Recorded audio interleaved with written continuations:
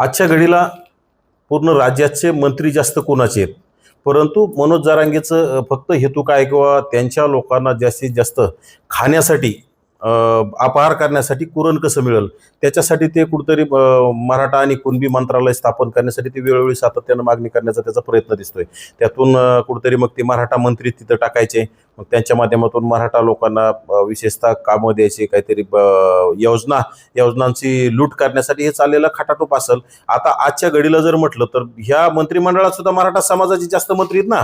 आज पूर्ण मराठ्यांच्याच हातात राज्य आहे. गेल्या अनेक वर्षापासून मुख्यमंत्री त्यांचे जास्त झालेत, मंत्री त्यांचेच येतं, आज राज्यामध्ये आमदार त्यांचे जास्त आहेत, खासदार त्यांचे जास्त आहेत. मग त्यांनाच काय गरज आहे?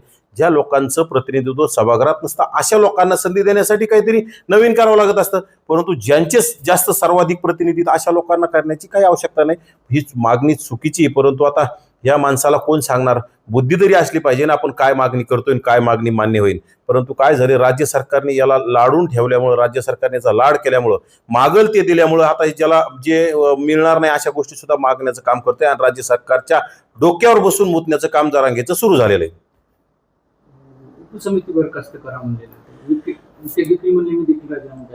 हे बघा, उपसमिती बरखास्त करून आतापर्यंत विखे पाटलांची मुके घेत होता. विखे पाटलांचं त्याचं गौड बंगाल मस्त जमत होतं, परंतु ज्याप्रमाणे तत्कालीन मुख्यमंत्री एकनाथ शिंदेच्या काळामध्ये जसे तुम्ही जाणीवपूर्वक अधिकाऱ्यांना दबाव टाकून कुणबी प्रमाणपत्र हाताने खाडाखोड केलेल्या नोंदीमार्फत कुणबी प्रमाणपत्र वाटप करायला लावले, ते आज होत नसतील. फक्त ज्या लोकांच्या मूळ कुणबी आहेत अशा लोकांना कुणबी प्रमाणपत्र मिळत आहेत, परंतु जरांगेला हाताने खाडाखोड केलेल्या कुणबी नोंदीमार्फत सुद्धा प्रमाणपत्र हवेत. सरसकट कुणबी लोक करून टाकायचे आणि ते आता होत नसेल म्हणून विखे पाटलावर घरळ ओकायचे. विखे पाटील नको आहेत. आणि त्यांचा जो लाडका मंत्री आहे ना आता कोण, उदय सामंत, गेल्या वर्षी सुद्धा अगदी माझ्या मते 3 दिवस अगोदर आल्याच्या नंतरच त्यांनी मुंबईला जाण्याची घोषणा केली होती. उदय सामंत जरांगेला येऊन भेटले, त्यांच्यासोबत संदीपान भुमरे होते आणि ते दोघ जण येऊन भेटल्यानंतर अगदी 3 दिवसात मुंबईला जाण्याची त्यांनी घोषणा केली होती.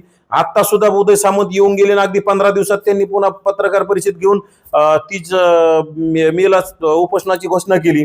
म्हणजे उदय सामंत ह्या माणसाला खरं तर एकनाथ शिंदेची जागा घ्यायची गडबड झालेली दिसते. कारण की ज्याप्रमाणे एकनाथ शिंदेनी मराठा समाज जवळ करण्यासाठी गेल्या वेळेस बोगस कुणबी नोंदीमार्फत प्रमाणपत्र वाटप करायला लावले मराठा समाजाला खुश करण्यासाठी, आणि मराठा समाज जवळ करून आता एकनाथ शिंदे त्या मराठा समाजाचे प्रमुख होऊन बसले. आता ते एकनाथ शिंदेचं स्थान, एकनाथ शिंदेची जागा कुणाला घ्यायची? उदय सामंतांना. उदय सामंताला उपमुख्यमंत्री होण्याचे स्वप्न पडायला लागले. उदय सामंताला उपमुख्यमंत्री होण्याची गडबड झालेली आहे आणि त्यातून मग ते उद्योग सुरू आहेत. खरं तर उदय सामंत हे उद्योग मंत्री, परंतु त्यांनी आता उद्योग का नवीन सुरू केले, जाती जातीत तेढ निर्माण करायचं. आणि काल काहीतरी पुन्हा आज का काल म्हटले किंवा नाही एकनाथ शिंदे अशा विचाराचे नाहीत. एकनाथ शिंदेला माहितच नसेल इकडे चाललेला कारभार आहे. एकनाथ शिंदेला हे म्हणते ते ठीक आहे, परंतु एकनाथ शिंदेच्या माघारी हे चाललेला खटाटोप आहे. एकनाथ शिंदेची जागा हिसकावून घेण्याचा यांचा प्रयत्न आहे, बाकी काही नाही. आणि राहिला विषय, आम्ही असे नाहीत, ह्या उदय सामंतांनी कधी ओबीसी नेत्यांची, कधी ओबीसी आंदोलकांची कधी भेट घेतली का?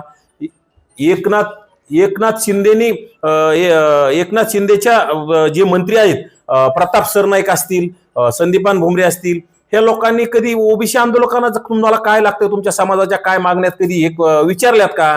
कधी गुप्त बैठका घेतल्यात का? फक्त जरांगेच का? हे फक्त मराठा समाज जवळ करण्यासाठी एकनाथ शिंदेची स्ट्रॅटर्जी आता उदय सामंत वापरतात. आणि नक्कीच येणाऱ्या काळात तुम्हाला पाहायला मिळेल की एकनाथ शिंदे सोबत उदय सामंत गद्दारी करणार, एकनाथ शिंदेला धोका देणार आणि कुठेतरी बीजेपी सोबत जातील, म्हणा कुणासोबत जातील आणि उपमुख्यमंत्री पदाची माळ गळ्यात पाडून घेण्यासाठी चाललेला उदय सामंत यांचा खटाटोप आहे.